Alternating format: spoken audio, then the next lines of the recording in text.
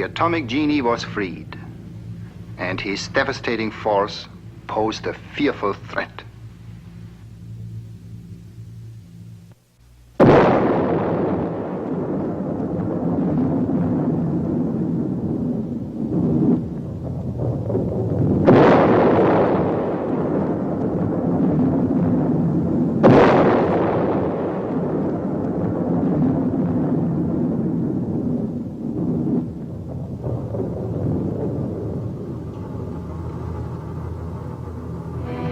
The world was deeply shocked by the first atomic explosion. We all wondered if atomic energy had better remained a secret forever. We are like the fisherman. When he first beheld the frightful form of the genie, he too wished that he had never found the vessel.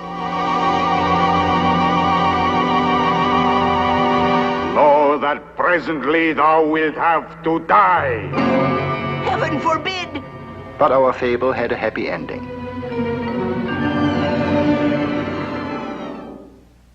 The fisherman had his means of making a friend of his enemy. And fortunately, science has its way of doing the same thing. An atomic blast is more than a threat. It is also a regretful waste of heat and radiation. To make this energy useful, the explosion must be slowed down. The atomic reactor, then, gives us a chance to make the atomic genie our friend. He will come forth to our beckoning, and just as in the fable, he will grant us 3 wishes. The decision is ours. What should we wish for? What do we need most? Our coal and oil will not last forever, yet we need ever more power. So, for the growth of our civilization, our first wish shall be for power. Here with my right hand I give you the magic fire of the atom. It is yours. The atomic fire is an almost endless source of heat. We can use it in power stations for producing electricity. Electric power of our modern civilization.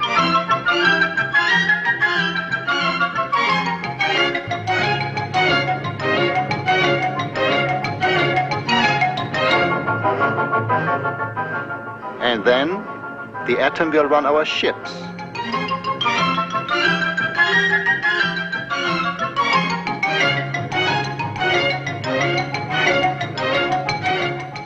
And of course, the atomic submarine already exists.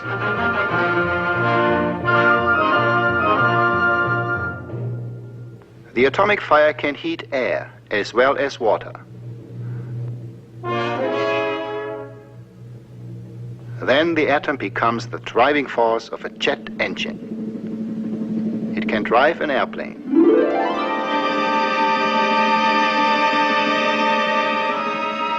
An airplane that circles the world many times without ever landing for fuel. And eventually the atom will help us to cast off the shackles of gravity and fly through the vast reaches of outer space. Here we are, burning up our coal and oil only to produce power. But now we have a new source of power. Clean, silent, plentiful. Coal and oil can now be saved for better things.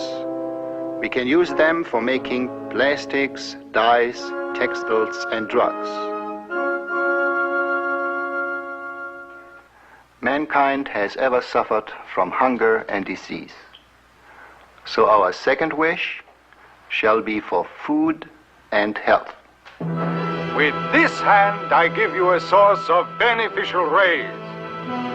They are magic tools for research that will help you to create food and to cure diseases. Magic tools, indeed they are, these radioactive rays. For example, an ordinary needle can be made radioactive. And then, if it is hidden in the proverbial haystack, it can easily be found by the rays it gives off.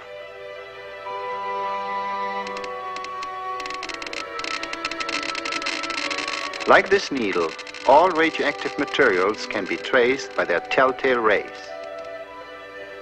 With radioactive chemicals, we can now literally watch how plants grow, and we can trace plant nourishments from soil to fruit. In this way, science will help to produce bigger and richer crops.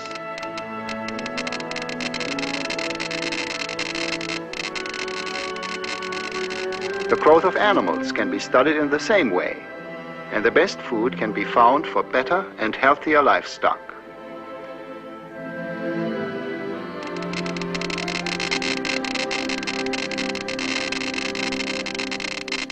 So the atom creates more food for our ever-growing population.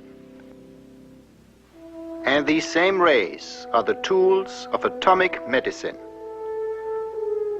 Radioactive sodium, for example, is used for timing the flow of blood through the living human body. It is injected into the arm, and then a Geiger counter will record how long it takes to reach the heart. This is a great help in recognizing heart conditions.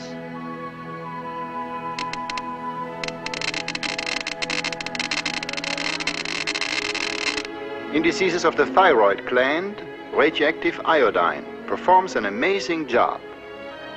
If mixed in an atomic cocktail, it will gather in the thyroid because iodine is attracted to this gland.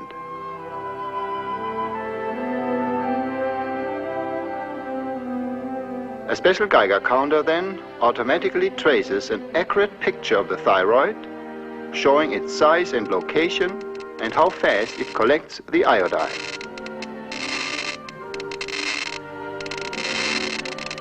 Radioactive elements can also heal. Phosphorus, for example, lodges in the bones, where its mild radiation can cure certain blood diseases. The patient carries his treatment with him, even while he works and sleeps. And then, radioactive cobalt is used in the famous cobalt bomb. But this bomb is a friendly one that is used in hospitals for fighting that dread disease, cancer. Then the magic touch of the genie will spread throughout the world, and he will grant the gifts of science to all mankind.